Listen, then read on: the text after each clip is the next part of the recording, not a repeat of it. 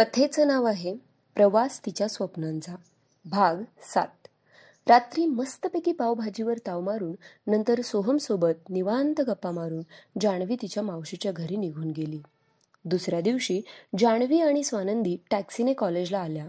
जान्हवीच्या मावशीकडे एक स्कूटी होती. मावशीने स्वतःसाठी घेतली होती, पण ती आता तशीच पडून होती.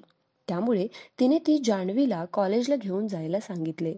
म्हणून जान्हवीच्या मावस भावाने ती सर्व्हिसिंगला टाकली होती. उद्यापासून दोघीही स्कूटीवरून कॉलेजला जाणार होत्या.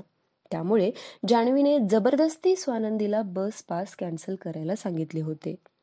बस पाससाठी दिलेले डॉक्युमेंट परत घेऊन त्या दोघी लेक्चर अटेंड करायला निघून गेल्या. लेक्चर अजून सुरू झालेले नव्हते. दोघी पहिल्या बेंचवर जाऊन बसल्या. कुणाशी ओळख अजून झालेली नव्हतीच. तसं तर दोघी एकत्र आल्या की बाकी कुणाची गरज त्यांना पडत नव्हती. एकमेकींची सोबतच त्यांना खूप होती. बेल झाली तसा पहिला तास सुरू झाला. क्लासमध्ये सरांनी एंट्री केली.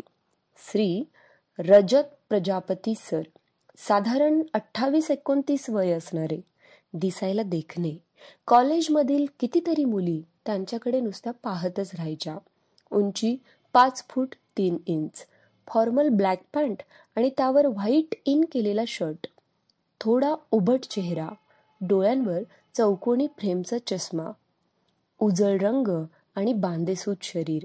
त्यांच्या प्रत्येक हालचालीतून, बोलण्यातून प्रचंड आत्मविश्वास झळकत होता.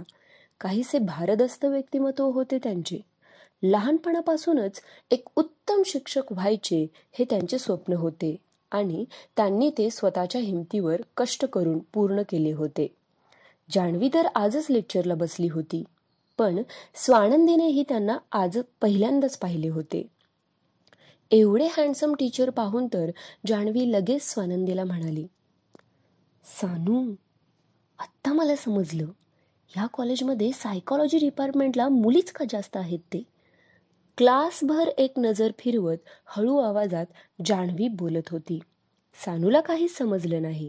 त्यामुळे तिने सहज तिला प्रतिप्रश्न केला, का ग? रोज रोज या हँडसमला बघायला मिळते ना इथे, म्हणून, असं हळूच म्हणत जान्हवी खाली मान घालून हसायला लागली. तसे तिच्याकडे रागाने डोळे मोठे करत स्वानंदी म्हणाली, जान, प्लीज शांत बस. पहिलाच दिवस आहे तुझा इथे, लगेच काय चालू केलेस? हां, तसा माझा तर पहिलाच दिवस आहे. हे पण काय ग, तू बसलेलीस ना काल लेक्चर्स ना, मग बोलली नाहीस मला एवढा हँडसम हिरो आहे ते इथे? बोल ना, बोल बोल. जान्हवी हळूहळू तिला कोपराने डिवचत विचारत होती. नाही ग बाई, म्हणजे काल लेक्चर्स अटेंड केलेले मी, पण हे सर आलेच नव्हते काल. डिपार्टमेंटलाही नव्हते पाहिले मी त्यांना, तिने हळूच उत्तर दिले. पण काय दिसतात ना यार, यांनी ना खरंच नाटक सिनेमात ट्राय करायला पाहिजे होतं. जान्हवी थोडं विचार करत म्हणाली, पण स्वानंदीचे पूर्ण लक्ष तर समोर होते. सानू, ऐक ना काय सांगते ते मी. स्वानंदीचे आपल्या बोलण्याकडे लक्ष नाही हे बघून जान्हवी तिला हलवत बोलत होती. स्वानंदीने वैतागतच तिच्याकडे बघितले. प्रजापती सर सिलेबस समजावून सांगत होते. या दोघींची सुरू असलेली खुसूरफुसूर ते आल्यापासून नोटीस करत होते.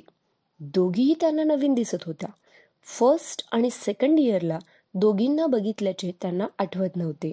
म्हणजे या दोघी नक्कीच या वर्षी इथे आल्या असणार असा विचार करतच त्यांनी खुसूरफुसूर करणाऱ्या त्या दोघींनाही उभे केले.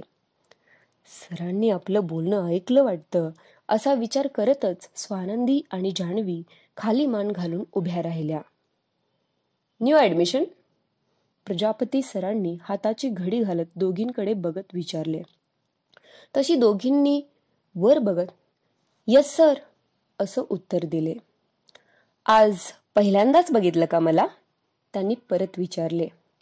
येस सर, दोघीही एकसाथ उतरल्या. मग मी खूप हँडसम आहे असा विचार पण आला असेल ना डोक्यात? सरांनी भुवया जुळवत प्रश्न केला. तशी स्वानंदी थोडी गोंधळली, पण आपली जान्हवी तर बिनधास्त होऊन म्हणाली, हो ना सर, खरंच. मी शिक्षक न होता सिनेमात नाटकात काम करायला पाहिजे होतं, असाही एक विचार आलाच असेल ना डोक्यात. सरांनी बारीक डोळे करत पुढे विचारले. आई शपथ सर, किती परफेक्ट सर. जान्हवी स्वतःच्याच हातावर एक टाळी मारत सरांचे कौतुक करत बोलली. आधीच स्वानंदी थोडी गोंधळली होती. सरांनी आपलं बोलणं ऐकलं असेल असे वाटून ती सारखी सारखी जान्हवीचा हात दाबत तिला शांत बसायला सांगत होती. पण जान्हवी बिनधास्त सरांना उत्तरे देत होती. हे बघून तर तिने मनातच डोक्याला हात मारून घेतला. मग सर तुम्ही कधी ट्राय का नाही केलात?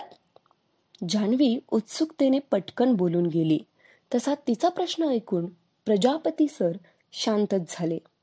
स्वानंदीही एकदा तिच्या जानकडे तर एकदा प्रजापती सरांकडे आळीपाळीने बघत होती.